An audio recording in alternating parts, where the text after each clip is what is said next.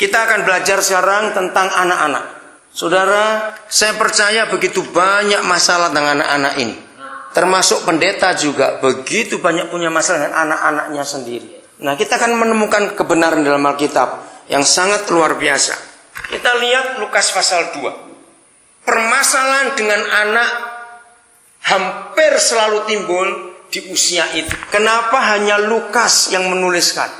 Satu-satunya peristiwa dalam kehidupan Tuhan Yesus dari dia lahir sampai dia aktif pelayanan umur 30, itu hanya Lukas 2 yang menuliskan waktu dia umur 12 tahun. Bayangkan ribuan tahun yang lalu angka ini sudah ditulis. Ini angka yang paling rawan. 12 tahun, masa puber istilah umumnya. Istilah bahasa campuran Arab Melayu itu akil balik, masa peralihan. Itu dari anak-anak menuju dewasa. Dan itu namanya remaja. Inggrisnya bilang teenage, teen, jadi kata puluhan, kebelasan itu. Nah, semua orang tua pada masa anak-anak umur remaja itu tidak boleh jadi papa mama, harus jadi teman.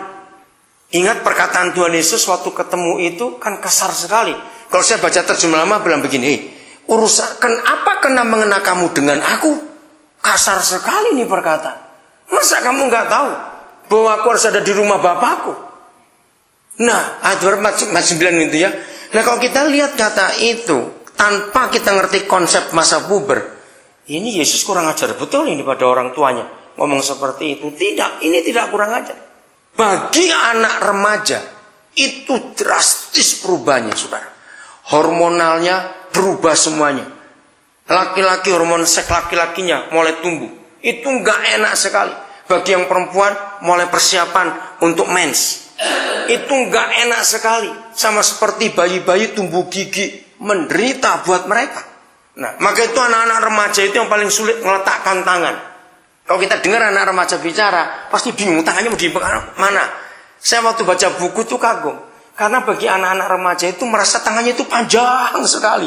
Karena dia bertumbuh. Pita suara berubah. Jakunnya mulai keluar. Bulu-bulu di kelamin mulai keluar. Mereka bingung. Kenapa ini? Nah, di situ kita nganggap mereka masih kecil terus. Nggak ketemu. Maka itu usia remaja paling rawan. Saya nganjurkan pada banyak keluarga juga. Justru pada masa usia itu, kalau mereka ingin ke disko contohnya, jangan dilarang. Loh, kan kaget. Ikut. Kamu ikut sebagai papanya. Ayo papa temani, ayo mama temani ke disko. Aduh, karena kan ingin tahu. Nah, justru itu, kalau dari kecil kita bangun jembatan. Kalau kita nggak arogan, jadi papa yang sombong, anak tetap punya hubungan yang baik dengan kita. Ikuti. Bahkan kalau perlu kita cari ke polisi atau cari ke apotek. Hanya tunjukkan saja narkoba itu apa. Supaya tahu. Enggak apa-apa. Dari tahun 80 saya sudah mengajarkan ini. Satu-satunya resep yang paling bagus. Kalau anak kita sudah besar, cucu nanti kita ajari. Ya, cucu. Satu-satunya resep yang paling hebat. Anak-anak enggak tertarik pornografi. Sore dari tahun 80 saya sudah mengajar ini. Anak-anak sebelum umur 6 tahun ke atas, tergantung anak-anak kita kematangan mentalnya ini. Saya selalu menganjurkan mandi bareng. Mandi bersama anak sebelum umur 6 tahun itu sangat indah. Nomor 1, anak-anak melihat papa mamanya gak malu dengan mereka. Rasa malu ini gap, saudara, gap besar. Sehingga kemunafikan terjadi di rumah. Mengapa banyak orang tua terkejut? Kelihatan anaknya baik-baik, tiba-tiba narkoba, hamil, ngambil anak orang. Aduh, itu terpukul sekali. Karena gak ada keterbukaan di rumah. Maka itu salah kalau orang tua berkata, begitu anak mandi, keluar telanjang, hi malu. Itu salah kata itu. Karena anak itu gak pernah tahu rasa malu itu apa. Kalau kita gak ngomong duluan. Nah, waktu kita telanjang bersama dengan mereka, mana anak kan pikir, oh mama papa juga nggak malu dengan kita. Jadi gap itu nggak ada lagi. Sampai mereka dewasa, mereka nggak akan pernah malu ngomong apa saja kepada kita karena kita sudah telanjang di depan mereka. Nomor 2, nantikan saat yang paling indah, pertanyaan yang sangat penting. Sebelum itu pasti makin lama makin sering, terus nanti akan tanya gini, kenapa ya punya mama kok beda dengan punya saya? Ini kalau anak perempuan, kok saya nggak punya ini? Misalnya ngomong, begitu pula anak laki, kenapa punya papa beda dengan punya saya? Terangkan di situ. Kalau kamu dewasa pun akan sama. Tunggu, jangan diajari. Klimaksnya yang ketiga yang penting.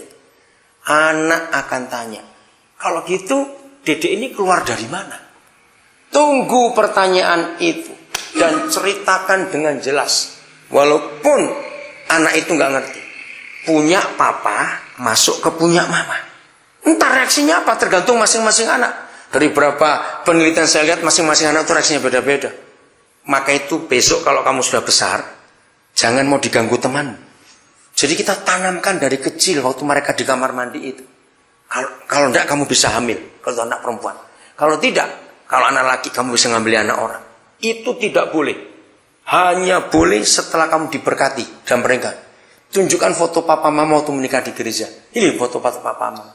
Siapa? Saudara pernah dengar anak tanya gini waktu lihat foto pernikahan. Ini selalu saya jadikan bahan. Hampir semua anak itu polos tanya lihat foto papa mama menikah. Loh saya di mana?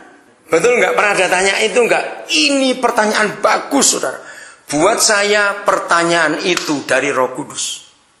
Nah di situ kita ngajar. Kamu itu keluar setelah papa mama diberkati. Apa itu diberkati? Ceritakan. Tidak boleh ada hubungan seks. Nah kalau sudah mulai dewasa anak itu ngerti. Saudara, percayalah apa yang kita katakan dari mereka masih bayi. Itu terekam di memori mereka. Saya belajar dari Alkitab begini. Waktu saya jadi guru sekolah minggu tahun 70-an yang lalu. Saya itu mencari sebab. Apa yang menyebabkan Musa dalam kitab Ibrani 11. Itu ada tokoh-tokoh iman. Ada Nuh, ada Abraham, ada Henokh. Semua. Tapi Musa satu-satunya pribadi yang paling banyak ayat disebutkan tentang Musa. Abraham saja kalah. Nah buat saya hebat Musa ini. Nah karena saya guru sekolah minggu, saya tanya gini. Siapa guru sekolah minggunya ini? Kok bisa kuat sekali imannya Musa? Karena sebagai guru sekolah minggu saya pernah dengar salah satu murid saya itu, aduh sampai dia murtad. Saya sedih, saya salah ngajar. Apa ini? Saya kecil kok anak itu dewasa sudah murtad. Sedih bukan? Nah, waktu saya cari siapa guru sekolah minggunya Musa, ya jelas nggak ketemu. Musa besar di negara kafir, penyembahan berhala, sihir, semuanya itu. Musa hanya belajar ilmu pengetahuan dunia saja. Dia arsitek hebat. Dia punya bahasa banyak, menguasai bahasa banyak. Dia tata negara, politik, ekonomi, semuanya. Nggak ada soal Tuhan. Nah dari mana? Saya cari Alkitab, nggak ketemu. Kalau saya ketemu, saya tutup. Saya percaya nanti Papa akan tunjukkan. Berapa tahun kemudian, kembali masalah Samuel muncul. Sama Samuel. Dia masih kecil loh. Begitu dia dititipkan di keluarga Imam Eli, Alkitab bilang baru lepas susu, baru disapi. Ya kira-kira setahun umurnya. Dan dia punya 2 kakak angkat yang bagaimana? Baik atau jahat? Jahat sekali, kurang ajar minta ampun. Kok nggak ketularan? Padahal dia sendiri. Nah, saya tanya lagi siapa guru sekolah minggunya? Ternyata Roh Kudus tunjukkan gini. Kalau saudara baca nanti di rumah, antara kisah Musa dan kisah Samuel, ditulis kata yang sama berkali-kali itu begini.